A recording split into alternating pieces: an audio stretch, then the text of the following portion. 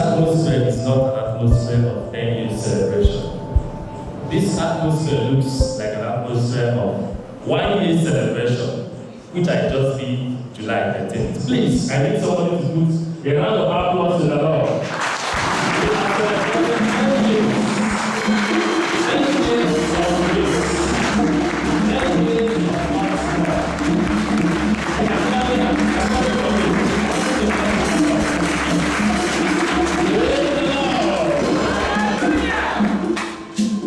I have a few things to say. I don't want to say many things because today we are already filled with joy.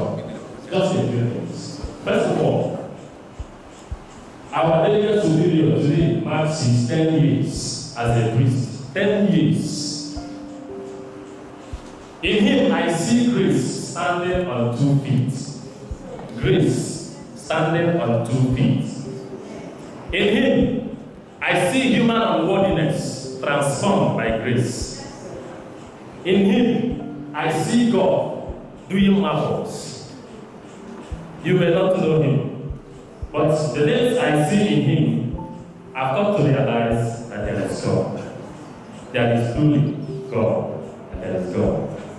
So today, as we celebrate him, we continue to ask God to build him. And I want to decree today, as you celebrate your 10 years, Father, you shall celebrate your 25 years in Jesus' name. Praise the Lord. I will sing though. When he started, he sang. But I will sing because I love singing. God is wonderful. God is gracious. God is good. And we will continue to sing to him through Christ our Lord.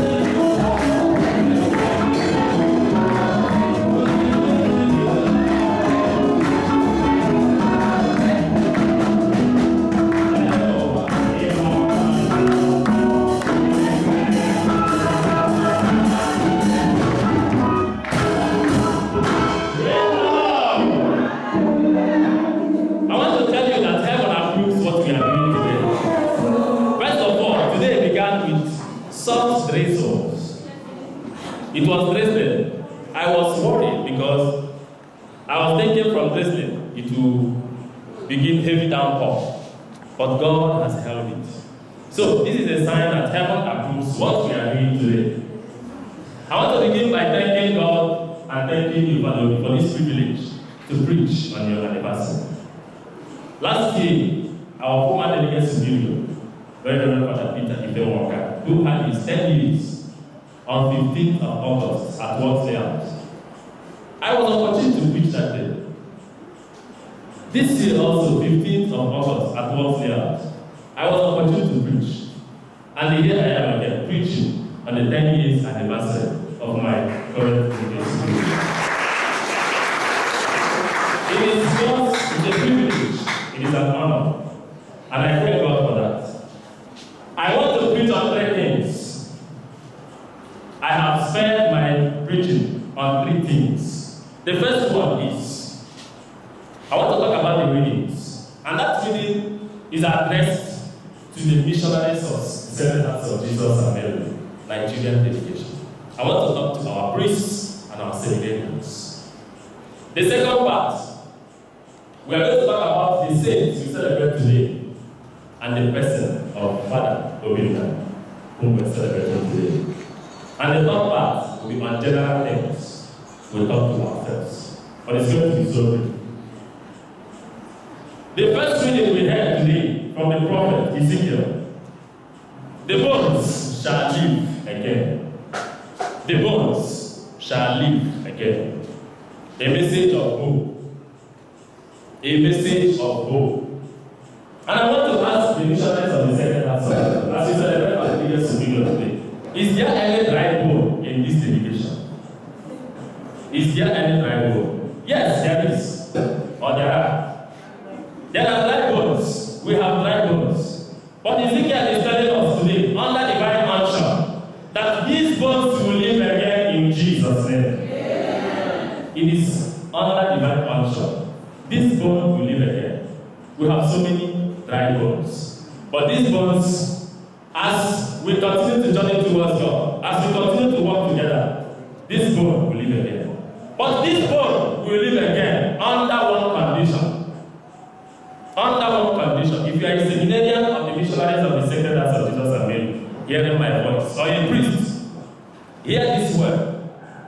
This bone will live again only on one condition. And that is the condition the gospel gives us today. The gospel says that a lawyer, when Christ had silenced the Sadducees, a lawyer from amongst the Pharisees came to him to test him and asked him, which is the greatest commandment? And Christ said to him, you shall love the Lord your God with all your heart, with all your soul, and with all your what? Mind. You must love the Lord your God. It is a condition. Then the second one is, you must love your neighbor. You must love the missionaries of the Sacred Hearts of Jesus and Mary with all your heart, with all your soul, and with all your mind. This is a message to all of us today. If you want this dry bone to grow, you must do this in this congregation, in this delegation. You must love your neighbor as yourself. You must love your fellow priest. Seminarians, you must love your fellow seminarians. We must avoid backbiting. We must avoid unhealthy criticisms. We must come together to build this delegation if we want this bone to live again. It is a condition. When I was doing apostolic work, I saw a boy of 12 years carrying his younger brother of about 5-6 years at the back. This younger brother had Down syndrome. If you see his head, so big. And he was carrying him at the back, struggling.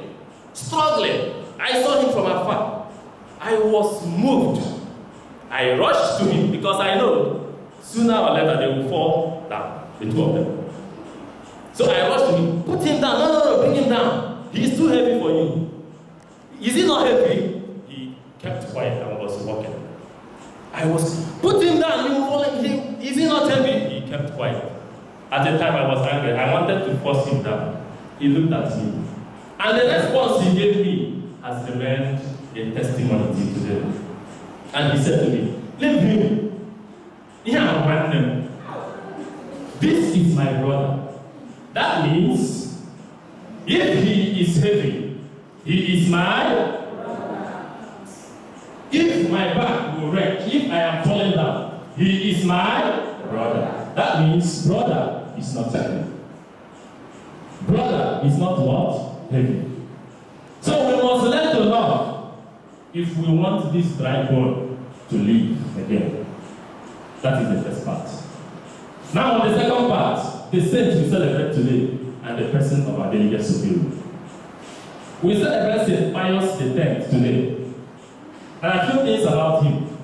He was born in 1835 and died in 1914. He was made a pope in 1903. He did a lot of things. He started the course for the translation or the revision of the canon law, 1917 code. He reformed the liturgy at his time. He struggled strenuously to create a clear-cut division between the church and the state. So he was an iconoclastic, a revolutionary pope. A pope who came to do what others didn't do. But his humility was second to none. To the point that as a pope, he would carry the Bible, the lectionary, and would be going around the courtyards of the Vatican, preaching to the people on Sundays. He came down to that level.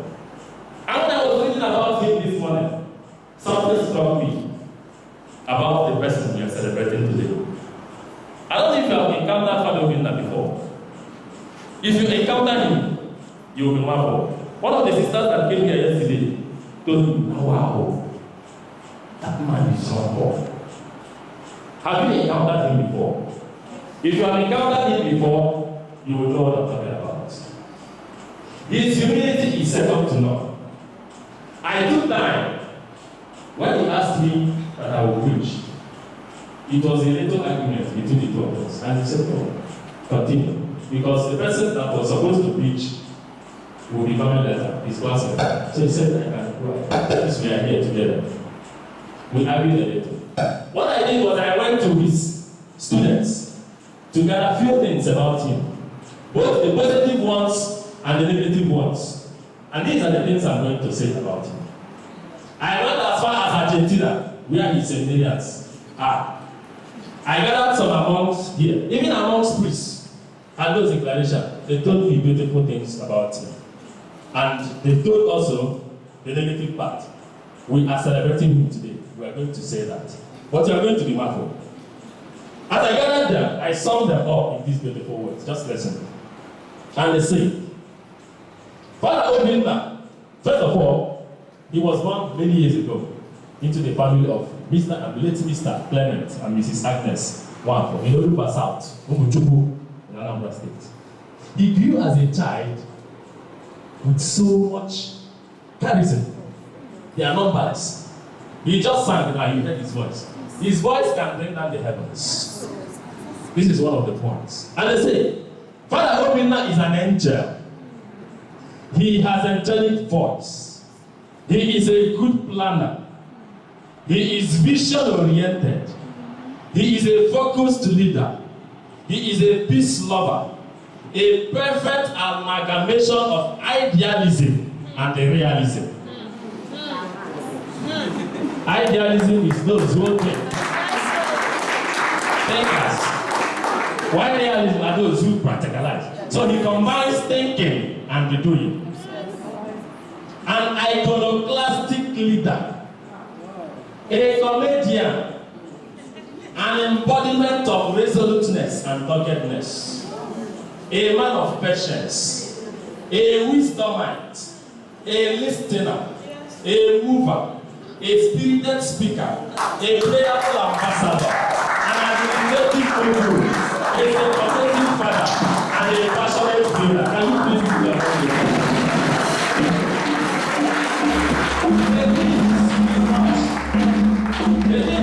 If I start reading it here, I just cut it short. His students all over, in Argentina, those are the caricature, the Italy, and here wrote books about him. But I want to share this few experience. What do you know is your day? When he was in the seminary, he will attest to this. During his novitiate time, novitiate program, Father Obina is somebody who doesn't want lack. He always wants everything to be perfect. So one of the days, before morning prayer, we do 1 hour meditation. 1 hour. 1 hour. You will sit before the Lord. And the type of seat they use is a small seat. Not this type you will rest. A small seat, you sit on it and you move on God for 1 hour. One day, in his gentleness and openness and naivety, Father Obina walked into the chapel. He was always the first to come to the chapel and sat down. 15 minutes, 20 minutes, he was still moving on God. 30 minutes, 40 minutes. Oh, human weakness. He does stuff. Now, as he was sleeping, but he knows how to do it very quietly. The next thing we heard was boom. This story is from generation to generation. I was not there. And when he heard that, he doesn't like anything like lack. The next thing we heard was, oh, all these cough syrup. That means it was cough syrup that drew him down. That's me. Cough syrup. Praise the Lord. Following after the nation, he was given a letter that he had been posted to Rome to go and study and do some work. 1 or 2 weeks after the nation, he was to leave. So nobody took time to go tell him anything. They were to arrive a day before the travel. On his arrival, everybody was waiting. So he was already late. They told him to drive straight to the airport so that they can move to Abuja immediately. They were waiting at the airport. Father Obina, where are you? I'm coming. 2 Hummer bus arrived the airport. And he said, I'm here. Look, where are your luggages? He gave them sign. Look my luggages. Lo and behold, 3 bags of $8 coming out of the Hummer bus. 4 bags of Ghana must go. What is in the Ghana must go? Apple. Oh, he thought if you go there, at least he's somebody who wants his brothers to be free. There were some he wants, at least if I get there, they can at least eat. Or at least before I stay a longer while, I will have something to eat.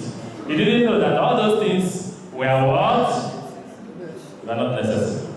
So that was what came out from his openness. His freedom of heart. His heart is like a child.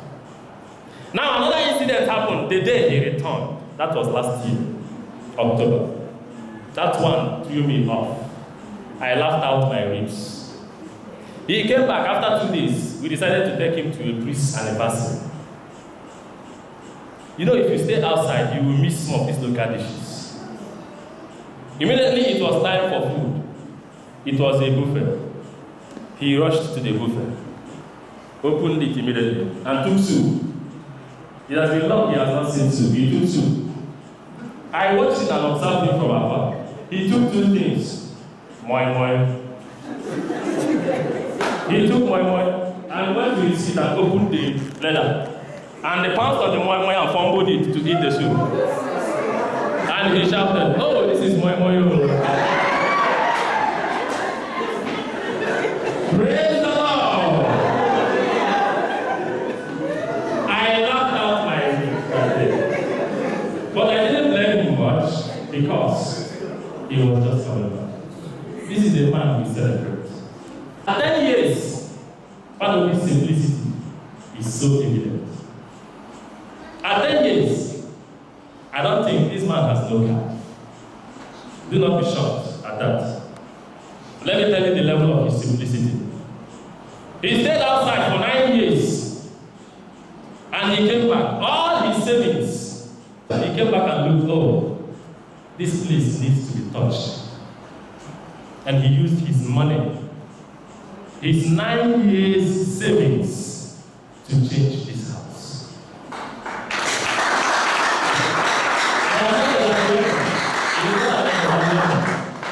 To build the pottery, you go there. Just if you go there, you marvel. The school, the clinic, the renovations around. These were personal monies, personal savings for 9 years that he took and sunk into this dedication to make this place grow. So he is an icon for us. He is an icon. But I have a few things for you.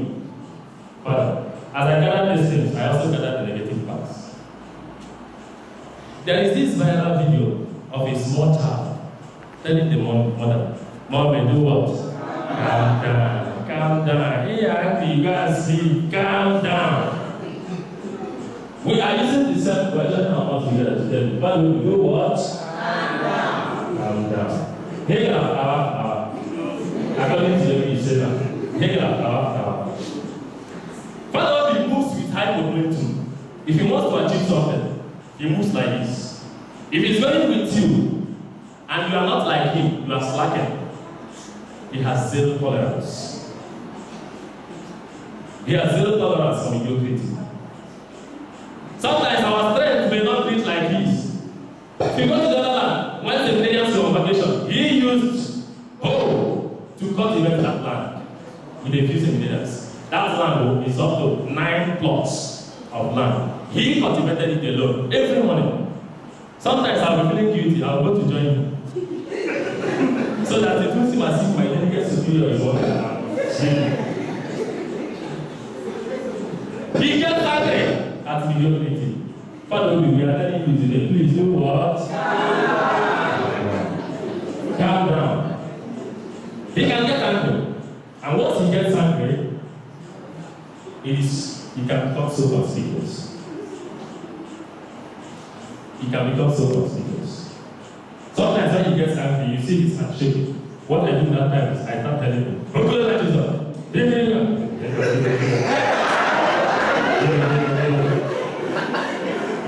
so it is only him, or one who understands him, moves well with him. Follow me now. Calm down.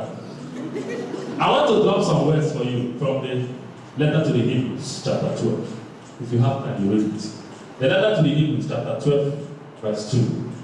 And it says, "Looking unto Jesus, the author and finisher of our faith. He who, because of the glory that there in the future, endured the cross." You have a cross. You will still have cross. You still have cross as you journey towards it, as you walk as the delegate superior, as you discharge your duty as a priest. You have your cross. You have your difficulties. You have to endure because of the glory that lies in the future.